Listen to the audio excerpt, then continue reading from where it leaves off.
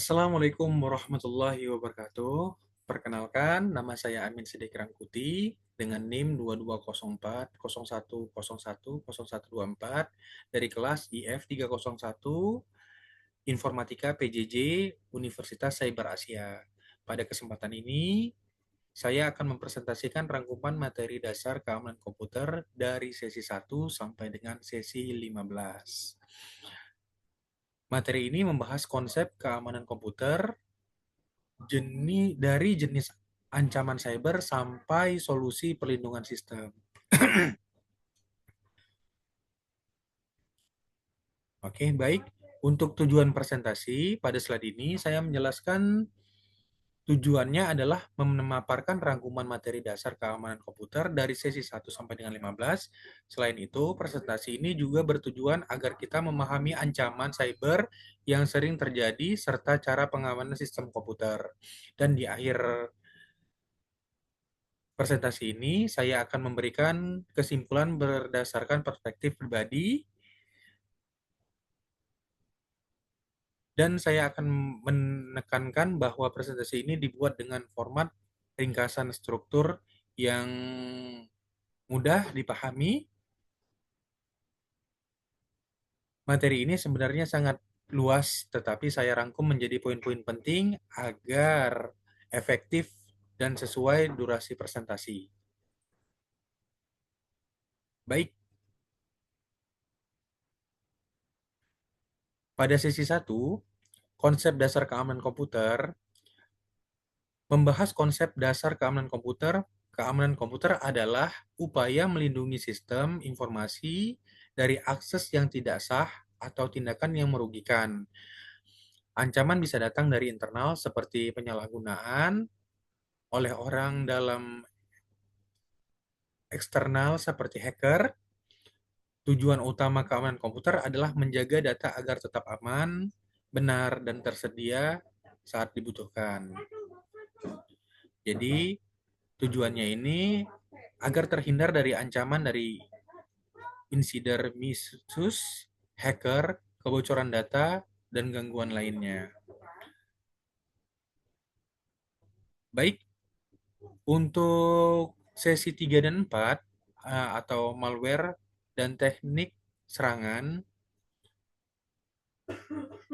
Malware adalah perangkat lunak yang berbahaya yang dapat merusak sistem atau mencuri data.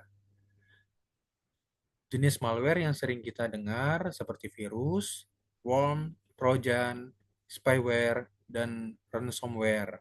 Selain malware, ada juga teknik serangan yang sering digunakan menyerang seperti phishing, brute force, dan social engineering. Contoh phishing bisa menggunakan email atau link palsu untuk mencuri paspor atau data kita. Sedangkan brute force adalah untuk mencoba paspor berkali-kali sampai berhasil.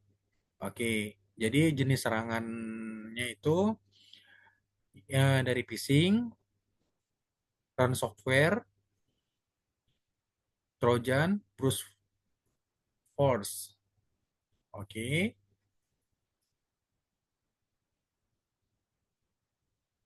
pada sesi kelima dan keenam, eh, pembahasan tentang kriptografi dan autentikasi.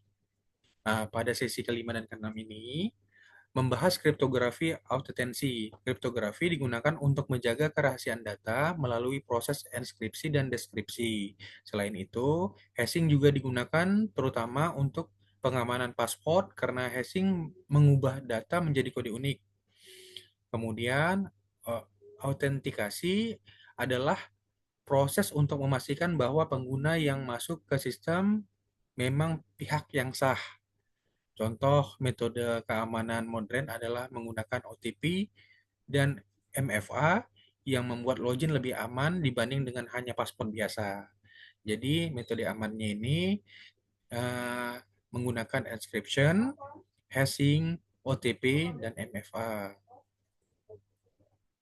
Oke, pada sesi ketujuh dan kedelapan, keamanan jaringan dan firewall. Pada sesi ini, keamanan jaringan penting karena komunikasi data antar perangkat bisa disadap atau diserang. File for berfungsi sebagai sistem penyaring lalu lintas data dan keluar berdasarkan aturan tertentu. Jika ada trafik mencurigakan, firewall dapat memblokir akses tersebut. Firewall juga berfungsi monitoring aktivitas jaringan dan membantu mencegah serangan dari luar. Jadi, firewall adalah salah satu komponen utama dalam keamanan jaringan komputer. Jadi, untuk fungsi firewall sendiri adalah filter traffic sebagai penyaring, block block attacker, jadi ngeblok serangan hacker, rule base, dan monitoring akses. Oke, pada sesi ke-9 dan ke-10 yaitu wireless security and Wi-Fi. Pada sesi ini membahas keamanan wireless atau Wi-Fi. Wireless lebih rentan karena sinyal menyebar di udara sehingga bisa diakses dari jarak tertentu. Ada beberapa protokol keamanan Wi-Fi seperti WEP, WPA, WPA2, dan WPA3. Namun yang paling direkomendasikan adalah WPA2 atau WPA3 karena lebih kuat dibandingkan WEP. Berdasar beberapa tips agar WiFi lebih aman yaitu menggunakan paspor kuat, menonaktifkan WPS, update router secara berkala, dan memakai protokol WPA2 atau WPA3. Jadi tips amannya untuk menggunakan WiFi, gunakan paspor yang kuat, salah satunya menggunakan karakter atau menggunakan huruf besar dan huruf kecil, terus kemudian menggunakan angka. Terus kemudian nonaktifkan WPS, terus kemudian gunakan WPA2 atau WPA3 karena lebih kuat daripada WEP, terus update secara berkala untuk router. Baik, untuk SIA Trade selanjutnya kita akan masuk ke konsep penting yaitu SIA Trade. SIA Trade adalah 3 pilar utama keamanan informasi yaitu confidentiality, integrity, dan availability. Confidentiality artinya menjaga data tetap rahasia dan hanya dapat diakses oleh pihak berwenang ya atau pihak yang sah ya. Integrity artinya memastikan data tetap utuh dan tidak berubah tanpa izin. Dan availability artinya memastikan sistem atau layanan selalu tersedia saat dibutuhkan. Konsep SIA-Thread sering digunakan sebagai dasar mengevaluasi keamanan sebuah sistem. Jadi untuk SIA-Thread ini memiliki 3 pilar utama, diantaranya confidentiality, integrity, availability. Oke.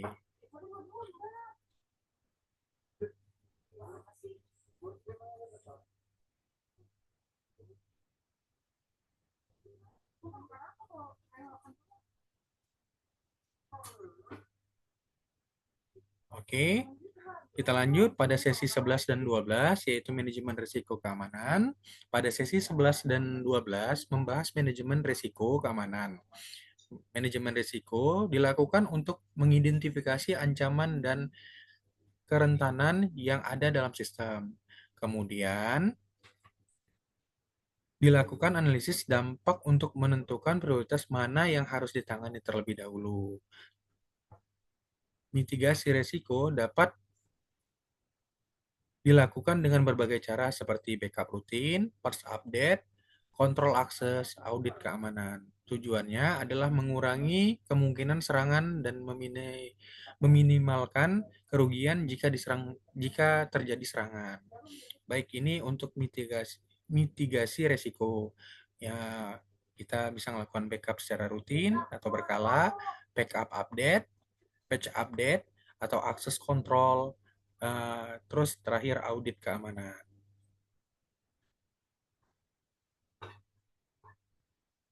Oke, baik pada sesi ke-13 dan ke-14, yaitu IDS, IPS, dan keamanan modern.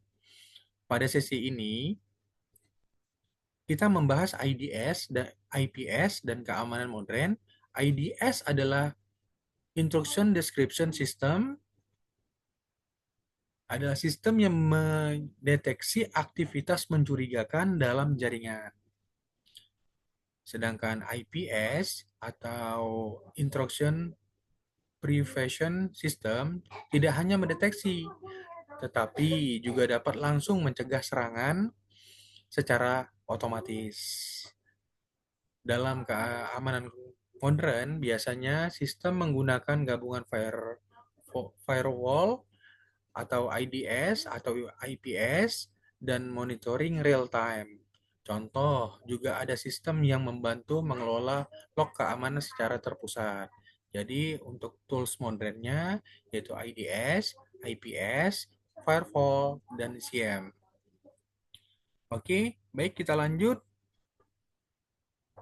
Untuk sesi ke-15, baik untuk studi kasus dan evaluasi keamanan, pada sesi ini membahas studi kasus dan evaluasi keamanan, membahas evaluasi keamanan dilakukan untuk menemukan kelemahan sistem sebelum dimanfaatkan oleh penyerang. Jadi sebelum diambil data kita itu diambil sama penyerang, jadi diamankan. Jadi kita posisinya menentukan kelemahan sistem tersebut. Jadi kita dapat menghandle-nya. Analisis bisa dilakukan berdasarkan SIA threat dan risiko keamanan yang ada, serta ditemukan kelemahan. Langkah-langkah yang disarankan adalah herding system, audit berkala, patch rutin, serta penerapan kontrol akses yang ketat. Output dari evaluasi biasanya berupa temuan risiko, prioritas perbaikan, dan rekomendasi solusi. Jadi untuk evaluasi atau output evaluasi, jadi temuan risiko, jika kita update secara berkala, jadi kemudian prioritas perbaikan, rekomendasi solusi, dan audit lanjutan. Oke, baik. Untuk kesimpulan secara perspektif pribadi, pada slide ini, menurut saya, keamanan komputer adalah kebutuhan paling penting di era digital. Keamanan ancaman cyber berkembang sangat cepat, maka pengamanan sistem harus dilakukan secara berkelanjutan atau terus-menerus. Keamanan tidak hanya bergantung pada teknologi seperti firewall dan enkripsi, tetapi juga pada kesadaran pengguna. Karena banyak serangan berhasil bukan karena sistem lemah, tetapi karena manusia itu lalai. Jika teknologi, kebijakan, kesadaran, dan monitoring diterapkan bersama, maka sistem akan jauh lebih terlindungi.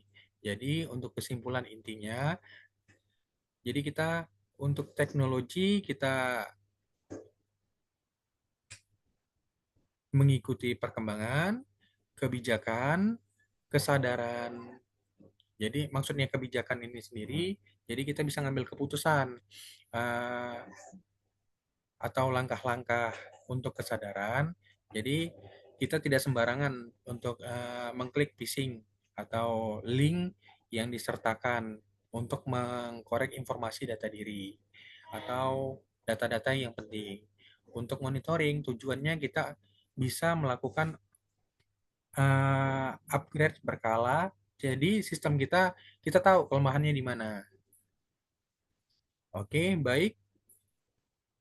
Untuk daftar pustaka, pada slide ini mencantumkan beberapa referensi yang digunakan sebagai dasar materi, di antaranya buku Whitman and Metroid 2021, Principles of Information Security, kemudian Starlink 2018, Network Security Essentials, Address 2019, The Basic of Information Security, NIST 2018, Cyber Security Framework, dan terakhir Kurniawan N. Pratama 2020, serta Rahman dan Nugroho 2000-2001. Untuk referensi ini, kita dapat menjumpainya atau mengambilnya dari buku Framework NIST atau NIST, jurnal dan studi kasus.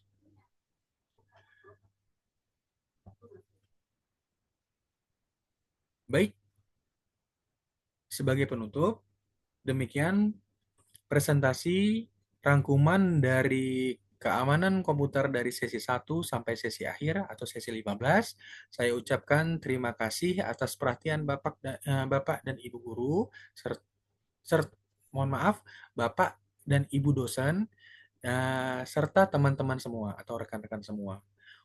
Wassalamualaikum warahmatullahi wabarakatuh. Terima kasih.